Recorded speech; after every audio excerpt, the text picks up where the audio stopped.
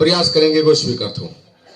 और जो 500 मीटर की आपने बताई है सड़क, निश्चित रूप से उसको पंचायत समिति से एक साथ नहीं होगा तो टुकड़ों में उसको निश्चित रूप से 5 साल में पूरा करवा देंगे। एक गुरुजी ने अपनी मांग रखी है कि हमारी स्कूल की 4 दीवारी, गुरुजी पिछली बार हमारी सरकार में 4 दीवारियों का एक रोक लगा रखी थी। इस बार अभी देखो मीटिंगें होंगी तब अनुभव होगा। अगर रोक नहीं रही तो आज उसकी हम घोषणा करते हैं कि उसको इस मार्च के बाद में बजट में कर देंगे। और कोई टेक्निकल प्रॉब्लम आ जाए तो ये मत कहना कि घोषणा झूठी, क्योंकि पंचायत समिति में नियमों से काम होते हैं। अगर स्कूलों की 4 दीवारी पिछली बार जैसे काफी समय तक रोक रही थी, तो शुरू में हमने करवाए थे, लेकिन बाद में गवर्नमेंट ने रोक लगा दी थी कि 4 दीवारियों पर प्रतिबंध लगाया जाए। तो अगर ऐसी नहीं रही तो आपकी ये स्वीकृत करके इसको बढ़वा देंगे।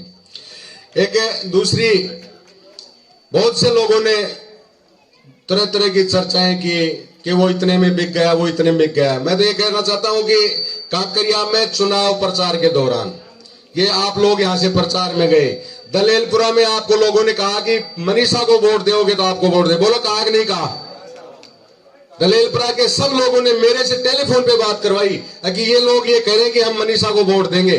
आपको वोट मनीषा के नाम पर लोगों ने दिए, पार्टियों से ऊपर उठ के वोट दिए। जो बीजेपी की मानसिकता के थे उन्होंने भी आपको वोट दिया, जो कांग्रेस की मानसिकता के थे उन्होंने वोट दिया, और आपका व्यक्तिगत लगाव था उसके भी वोट आए। तो जनता जब चाह रही थी तो फिर आपने उसके अनुसार वोट दिया। लोग आरोप लगा रहे हैं कि करोड़ों में बिक गए। भाई हमने, मेरे पिताजी 4 बार विधायक रहे, ईमानदारी से काम किया।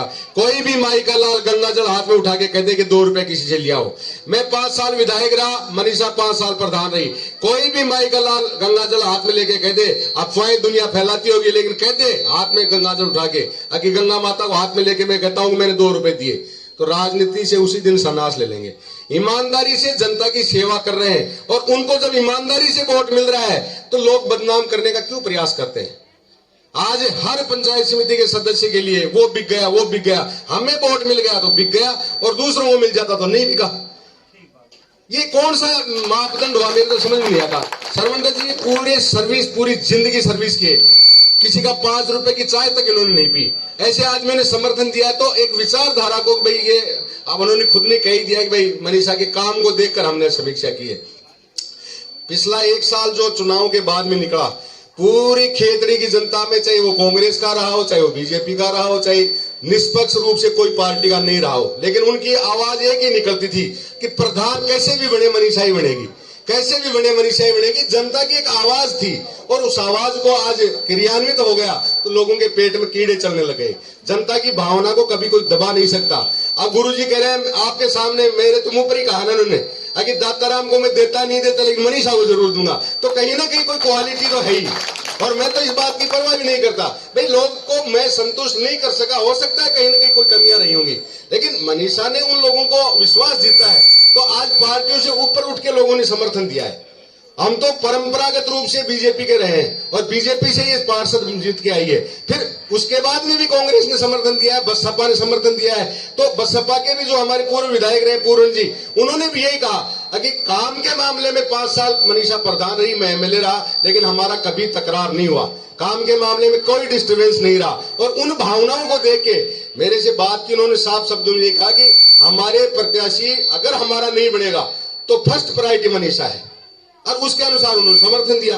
अब लोग तरह तरह की अफवाह, उसको दे दिया, उसको दे दिया। देने के लिए क्या है? हम तो ईमानदारी से सेवा करें और ईमानदारी से जीवन पर्यंत सेवा करेंगे। पंचायत समिति में जाके कोई कह दे कि मनीषा को 2 रुपए दे के काम करवा के लाए, उसी दिन राजनीति छोड़ देंगे।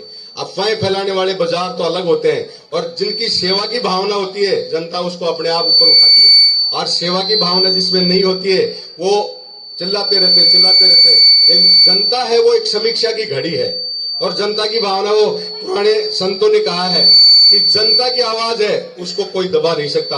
अटल बिहारी जी वाजपेयी का आपने एक बार वक्तव्य सुना होगा, संसद में उन्होंने कहा था कि जनता जब देती है तो छप्पर पाड़ के देती है और जनता लेती है तो बुहारी से बाहर के लेती है। ये जनता का समर्थन है और जनता का समर्थन के साथ में अगर कोई लोग छल कपट करते हैं कि वो बिक गया, ये बिक गया, बिकने के लिए लोग वोट देते हैं क्या?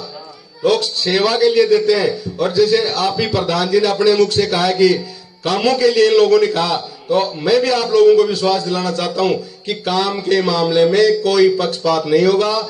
जो हमारे पंचायत समिति के मेंबर्स हैं और जो जनता की भावनाओं को लेकर आएंगे, उन पर हम 100% खरा उतरने का प्रयास करेंगे। आप लोगों ने वो कहते हैं ज्यादा बोलने की भी आवश्यकता नहीं है, हम तो काम में विश्वास रखते हैं, और जो काम में विश्वास रखता है वो ज्यादा भाषणबाजी में विश्वास नहीं रखता। भाषणबाजी में ज्यादा वो लोग विश्वास रखते हैं, वो कहते हैं भाई थोता चनार बाजेगा ना, डींग हाँक दे स्टेज पर दुनिया भर की, और लेना देना कुछ नहीं है। दाताराम ने तो अपने 30 साल के राजनीतिक जीवन में जो शब्द कह दिया वो क्रियान्वित हुआ ही है। अभी स्कूल के लिए मैंने इतना ही कहा कि टेक्निकल दिक्कत नहीं आई तो, क्योंकि आज अभी मालूम नहीं है कि गवर्नमेंट की पॉलिसी क्या है, नहीं तो कह देते हाँ स्वीकृत स्वीकृत स्वीकृत। प्रॉब्लम्स आती है, हमारी बात खराब होती है। आज इतने लोग बैठे हैं, कल ये भी कहेंगे कि वहां घोषणा करके गए थे और हुआ नहीं। टेक्निकल प्रॉब्लम नहीं हुई तो 100% स्वीकृत होकर चारद्वारी बनेगी। और बाकी कामों में भी जहां कटान नहीं है, अभी रास्ते के लिए आपने कहा कटान, अगर कटान नहीं होगा तो ये स्वीकृत नहीं हो सकेगा। इसका आप ध्यान रखना, कहीं फिर ये कल हमारे ऊपर मत डोल देना भाई आप तो कह के गए थे, हुआ नहीं। राजस्व रिकॉर्ड में कटान में होगा तो रास्ता पूरा होगा, कटान में नहीं है तो सरपंच साहब आपको इसको एक बार कटान में चेक करवा ले। और इसके अलावा भी मैंने तो अभी गांव में भी कहा है कि गांवों में विकास तभी हो पाएगा जब राजस्व ग्रामों की संख्या बढ़ेगी। काकरिया की पॉपुलेशन बहुत ज्यादा है, ढाणियों में फैला हुआ है, अलग अलग ढाणियां, कहाँ बॉर्डर से अपने फिरासा वाली ढाणी, हमारे पुराने पिताजी के साथी रहे मांगू राम जी, और उनके बेटे पंचायत समिति के सदस्य भी आपने जिताया था मनोहर लाल जी, इनकी ढाणी कहाँ है, उससे भी ओझा वाली ढाणी और कहाँ है। ये ढाणियां जब तक गांव नहीं बनेंगे तब तक संपूर्ण विकास की कल्पना मिथ्या है। और आज सब पढ़े लिखे लड़के खड़े हैं, सब नौजवान हैं, इसमें कोई ज्यादा जोर आने वाली बात नहीं है। राजस्व ग्राम बनाने के लिए ग्राम सभा की मीटिंग हो, उसमें वहां का वार्ड पंच है, वहां के और प्रतिनिधि जाके रखे प्रस्ताव कि हमारी ढाणी गांव से 3 किलोमीटर की दूरी है, 2 किलोमीटर की है, 2 से अधिक की दूरी हो, उस गांव को राजस्व ग्राम बनवाएं। राजस्व ग्राम बनाने के बाद में अभी वो भाई अजय जी नाम अजय जी कह रहे थे कि सब सेंटर होना चाहिए। राजस्व ग्राम बनने के बाद में गवर्नमेंट की पॉलिसी होती है, सब सेंटर भी बनता है, पशुओं का भी बनता है, पानी की टंकी भी अलग से बनती है, स्कूल भी आपके जैसे अभी ये प्राइमरी बता रहे हो बच्चे नहीं हो तो इसको बंद कर देंगे, लेकिन राजस्व ग्राम बन गया तो वो बंद नहीं हो सकती। तो कुछ मापदंड सरकार के होते हैं, उनका लाभ तभी मिल पाता है जब हम भी सरकार के साथ 2 कदम मिला के चले। तो आप लोग सब युवा है, ग्राम सभा में ज्यादा से ज्यादा लोग जाएं, जिन लोगों को पेंशन में प्रॉब्लम आ रही है उनकी समस्या का समाधान करें, जो राजस्व ग्राम बनाने के लिए प्रयास करने चाहिए। इस गांव में 3-4 मैं पिछले कार्यकाल में मैं बता रहा हूं 36 ग्राम राजस्व ग्राम मैंने बनवाए। हमारे संजय नगर की पंचायत है, उसमें 6 सरपंच एक्टिव था और मैंने उसको मोटिवेट किया, 6 राजस्व ग्राम बनाए। आपके भी एक प्रस्ताव लेके अपने पप्पू जी ये बहुत सक्रिय रहे तो एक राजस्व ग्राम बना।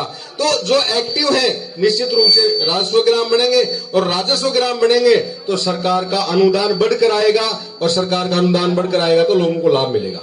इसलिए आप थोड़ा सा सक्रिय होके और इस जो अपने विकास की गति है इसमें जुड़े।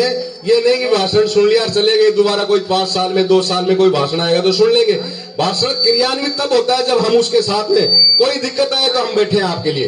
राजस्व ग्राम बनने में कोई दिक्कत आएगी हम उसका हल निकालेंगे। और राजस्व ग्राम का आप तो पंचायत लेवल का काम करें, पंचायत में आप 3 प्रस्ताव 3 कॉपियां बनवाएं, उसको तहसीलदार के पास में भिजवा दे, उसके बाद में कलेक्टर के पास में जाएगा, राजस्व बोर्ड में जाएगा, वो हमारा काम है। आपको नहीं कहेंगे कि आप रेवेन्यू बोर्ड तक जाओ, वो हम जाएंगे अपने आप करवा के लाएंगे, लेकिन इन कामों को थोड़ा सा गति देंगे। अगली बार जब चुनाव आए उससे पहले इस गांव में राजस्व ग्रामों की संख्या ज्यादा हो जाए तो देखना विकास का नक्शा बदल जाएगा। आज हम छोटे छोटे रोडों की मांग करते हैं ढाणियों के नाम से, गवर्नमेंट उसको स्वीकृत नहीं करती है। अगर राजस्व ग्राम है उसकी 250 से ज्यादा पॉपुलेशन है तो गवर्नमेंट की पॉलिसी में आता है वो रोड बढ़ेगा, चाहे विधायक चाहे नहीं चाहे, चाहे प्रधान चाहे नहीं चाहे, वो पॉलिसी में आ जाता है। इसलिए कुछ चीजें हैं जिनमें हम थोड़ा जागरूकता लाएंगे तो निश्चित रूप से उनमें हम सफल हो पाएंगे। आप सबका अब ज्यादा वक्त नहीं लेना चाहता, हम सबका आपने अभिनंदन किया, पूरी ढाणी का, जितने भी आसपास की ढाणी से लोग आए सबका मैं हृदय से बहुत बहुत आभार प्रकट करता हूं। जय हिंद, जय भारत।